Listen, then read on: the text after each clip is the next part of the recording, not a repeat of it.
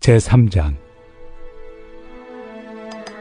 끝으로 형제들아, 너희는 우리를 위하여 기도하기를 주의 말씀이 너희 가운데서와 같이 퍼져나가 영광스럽게 되고 또한 우리를 부당하고 악한 사람들에게서 건지시옵소서 하라.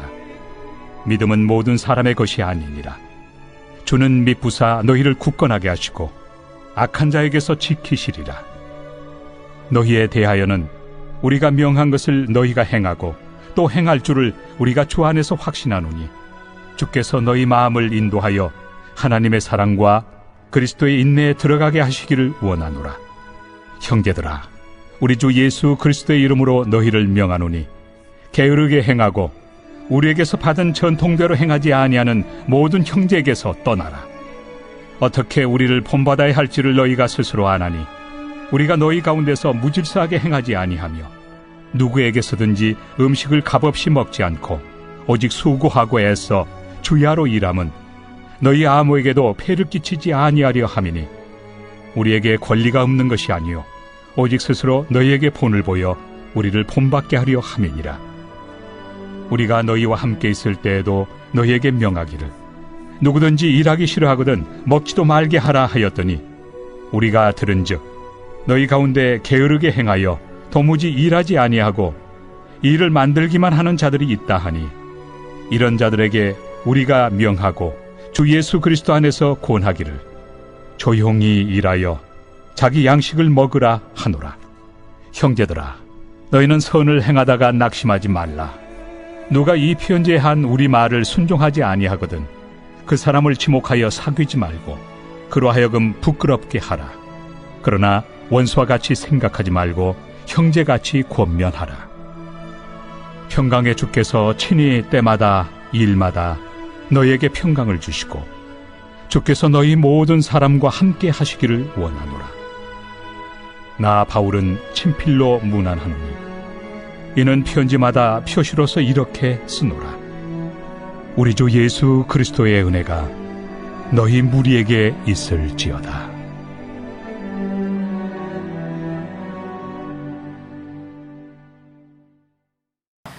그리스도인들의 신앙생활은 자기중심적인 신앙에서 벗어날 때 성장하고 성숙할 수 있습니다.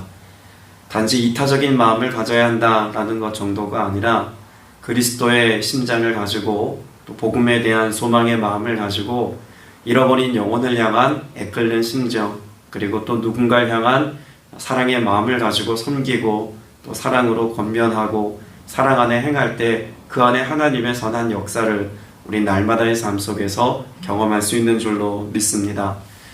성경은 우리에게 중보에 관해서 가르쳐 줍니다.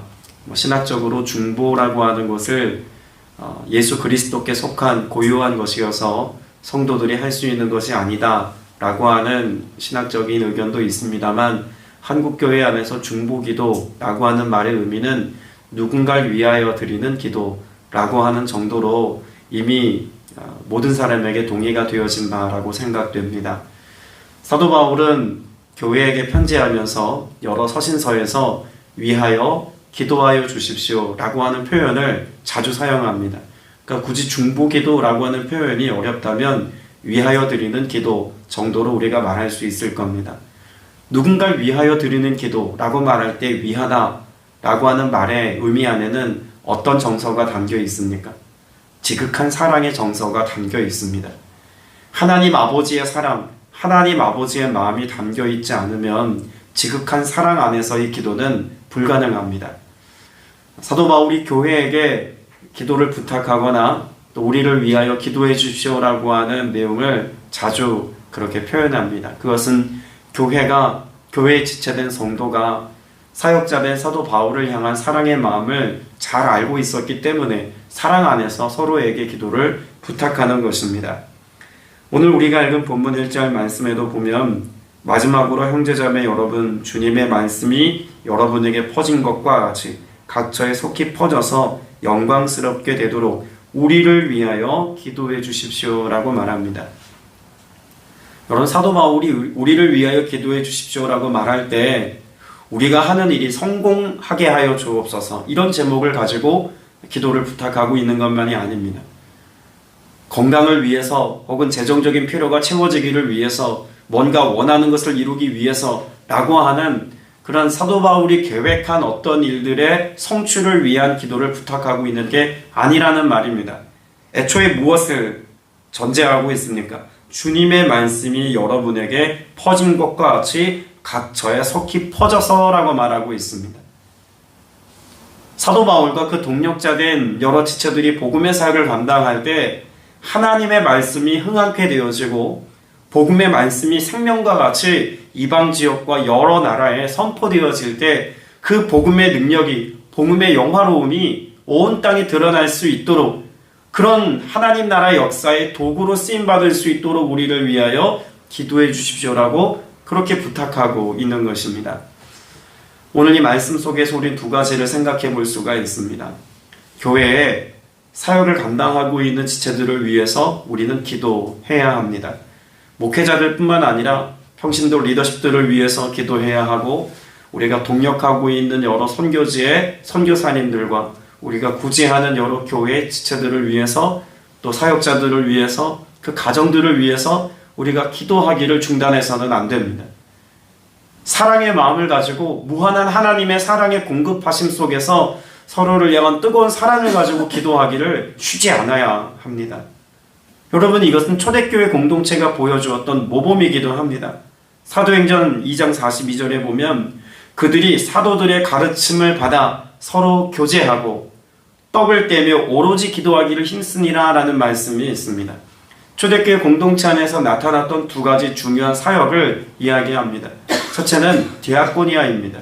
디아코니아는 사도들의 가르침을 받는 것이죠. 말씀을 듣고 말씀을 이해하고 하나님의 뜻을 분별해서 이것을 교회 공동체가 함께 실현해 나가는 것으로서의 그런 가르침이 있었습니다. 디다케 혹은 디아코니아라고 말하는 중요한 요소가 교회 안에 있었습니다. 그리고 또 하나가 무엇입니까? 코이노니아입니다. 성도 간의 교제, 교통이 있었습니다. 그 교제함 속에서 그들은 무엇을 발견했을까요? 단지 서로 먹고 마시고 세상 사람들과 즐기는 것보다 좀 나은, 조금 수위 높은 그런 우리가 원하는 교제를 이루었다 이런 게 아닙니다. 여러분이 교제 속에는 무엇이 있습니까? 내 형편을 이야기하고 내 어려운 상황을 이야기하고 또 내게 행하신 하나님의 역사하심과 은혜들을 또 함께 나누는 거룩한 영적인 공동체 안에서의 나눔이 있었습니다.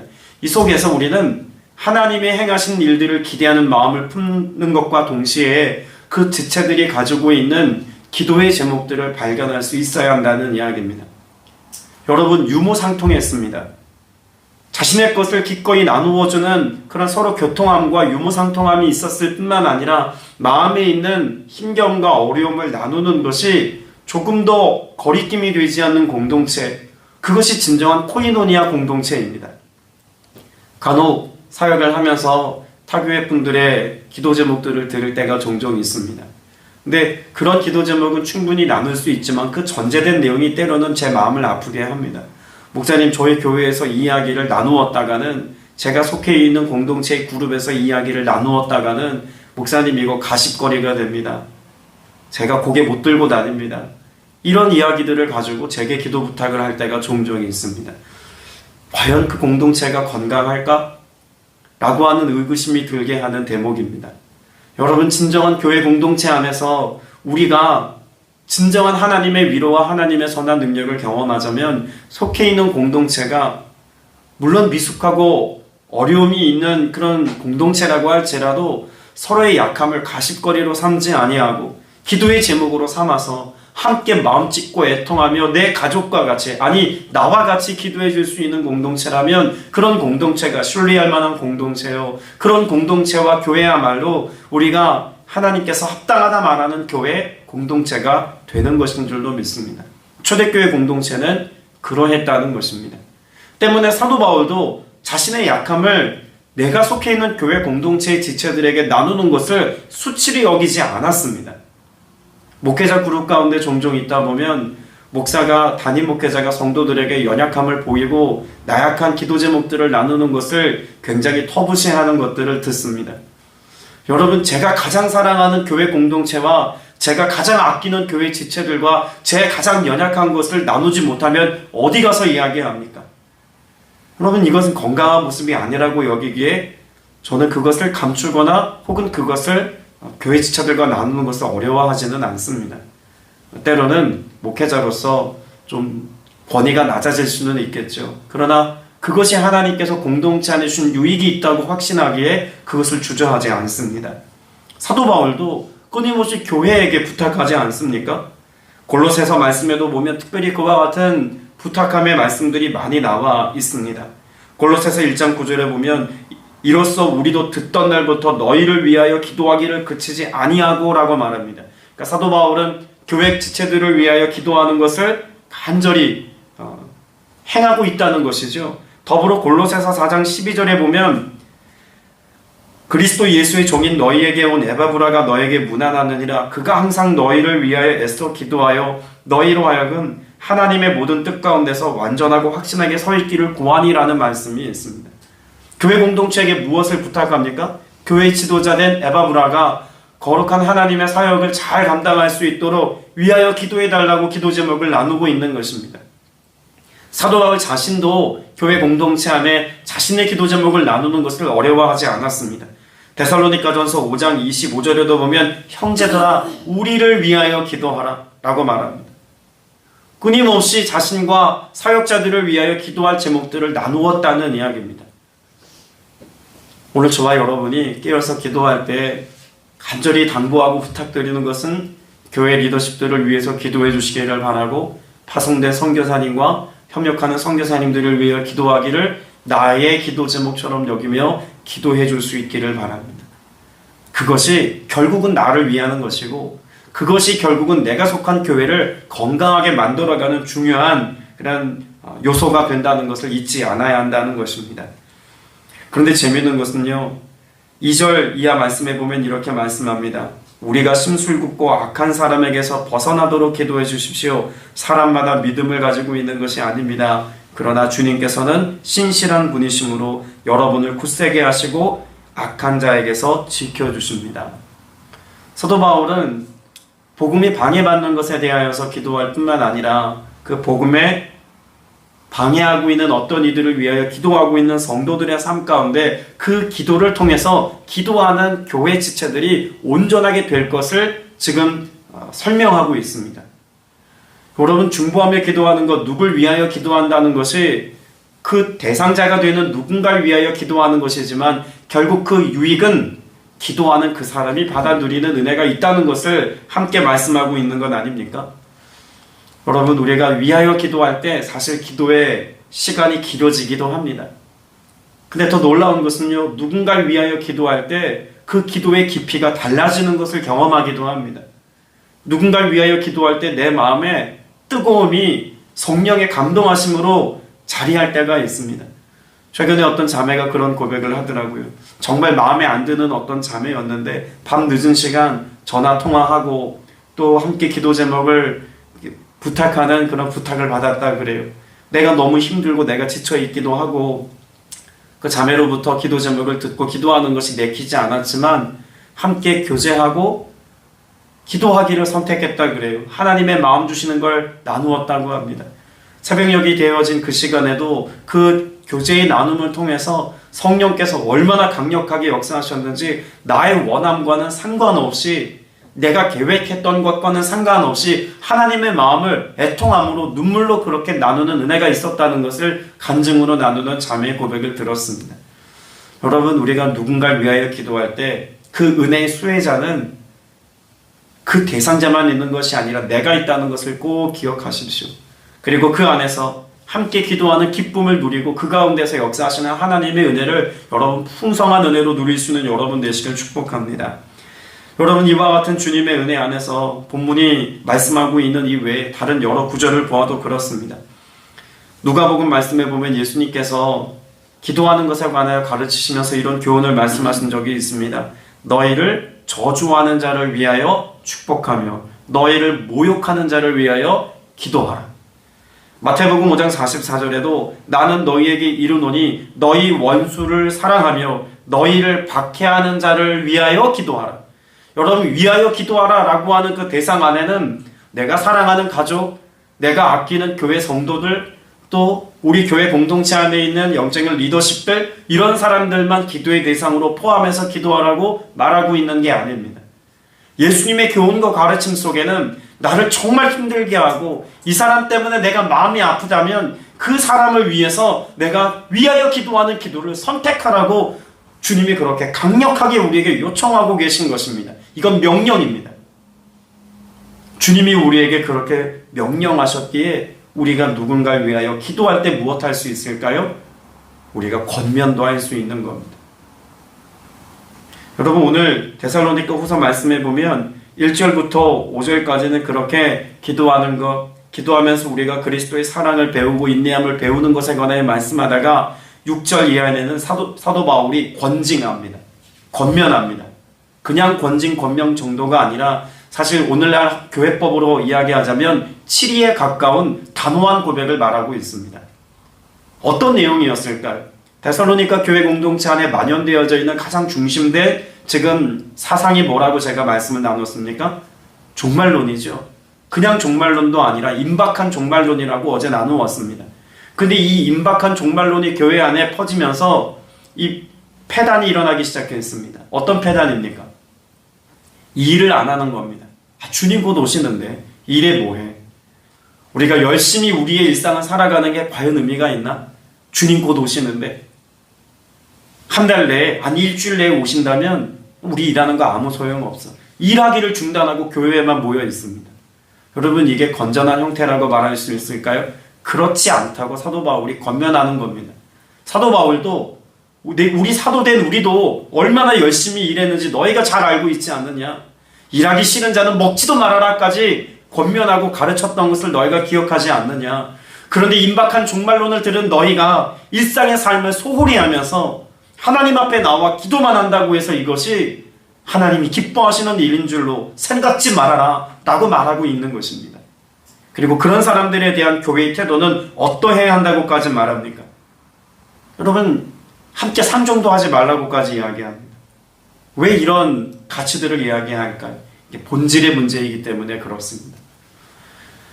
여러분, 이런 권면의 내용을 우리가 아는 것도 중요하지만 이런 권징 전에 1절부터 5절까지 무엇이 전제되었다는 것을 기억해야 합니까?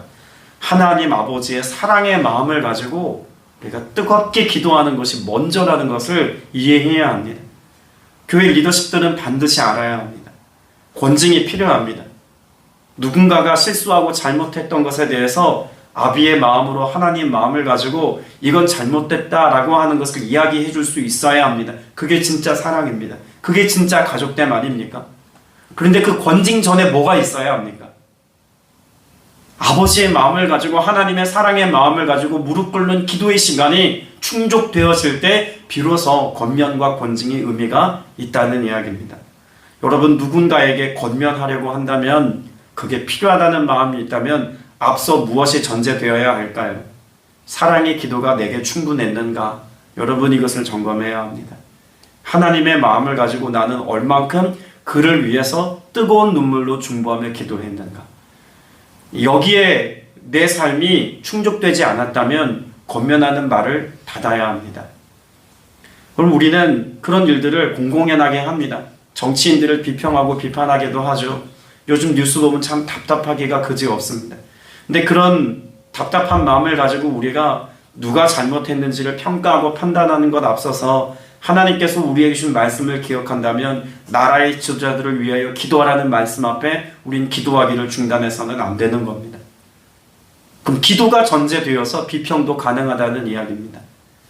교회 지도자들이 실수할 수 있습니다. 저 역시도 그렇습니다. 잘못할 수 있고 실수할 수 있습니다. 그러면 그것을 불평거리로 말하기 전에 먼저 무엇해야 합니까? 위하여 기도해야 합니다. 사랑의 마음을 가지고 기도하고, 그리고 그 기도의 마음을 가지고 하나님께서 오신 말씀과 마음을 가지고 권면하는 것입니다. 여러분, 그럴 때 우리가 달게 듣는 거예요. 여러분, 개척하고 난 뒤에 한 수년 동안 저희 교회 안에서 제 설교를 매주 비평하셨던 집사님이 한 분 계십니다. 매주 설교를 들으시고, 목사님 이건 이렇게 하면 안 됩니다. 저건 저렇게 하면 안 됩니다. 처음에는 왜 저 성도가 저기 앉아서 저렇게 은혜도 안 되는 설교를 매주 와서 듣고 있나, 그런 마음이 들 만큼 정말 마음이 힘든 시간들이 있었습니다. 그런데 전 달게 들었습니다. 달게 들었던 이유 중에 하나는 뭐였냐면 그 집사님이 저를 얼마나 존중하고 존경하고 사랑해 주는지를 사역을 하면서 더 깊이 알았기 때문에 그렇습니다. 아, 나를 사랑하는구나. 나를 아끼는구나. 그래서 해주는 말이구나. 그러면 들을 수 있겠다는 마음을 가지고 함께 오히려 제 설교에 대해서 무엇이 부족한지를 진단하고 점검할 수 있는 시간도 가졌던 기억이 있습니다. 여러분, 사랑이 전제가 되면 달게 듣습니다. 그것이 교회 공동체가 가지고 있는 저력입니다. 교회가 가지고 있는 가족됨의 의미가 그렇습니다.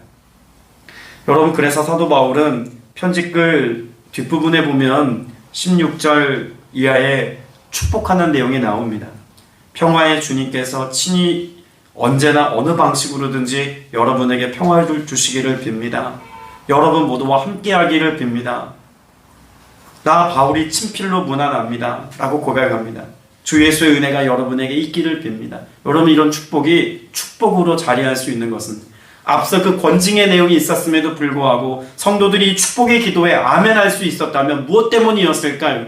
사도 바울이 이 교회를 얼만큼 사랑하는지를 알고 있기에 이와 같은 축복의 기도에 아멘할 수 있는 겁니다. 회초리를 든 것 같은 그런 아픈 소리를 내게 했어도 사랑의 마음을 알고 있기에 이 축복의 말씀에 더불어 아멘하는 것입니다.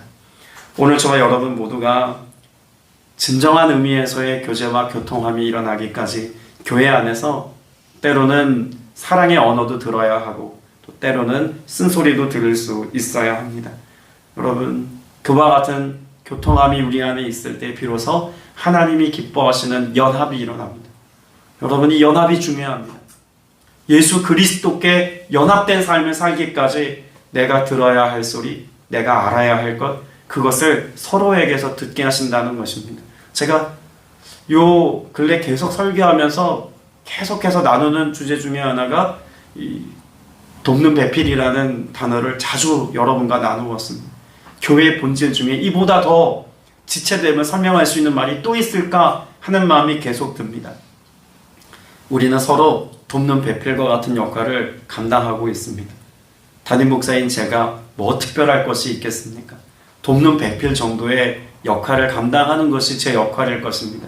단지 그 역할이 말씀을 전하는 역할일 뿐인 것이죠.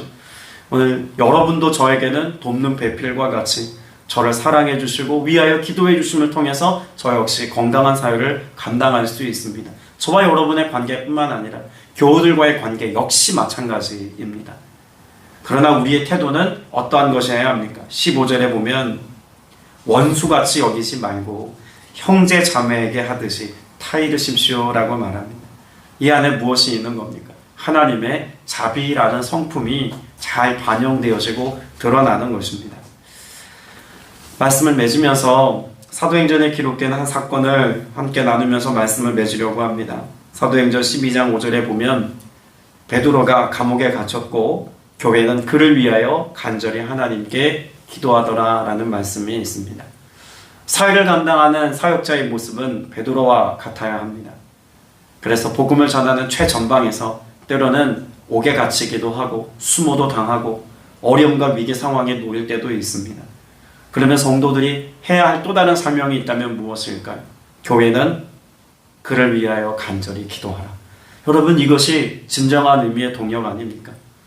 여러분, 비단 베드로와 교회의 컨디션에 대해서만 말씀하고 있는 게 아닙니다.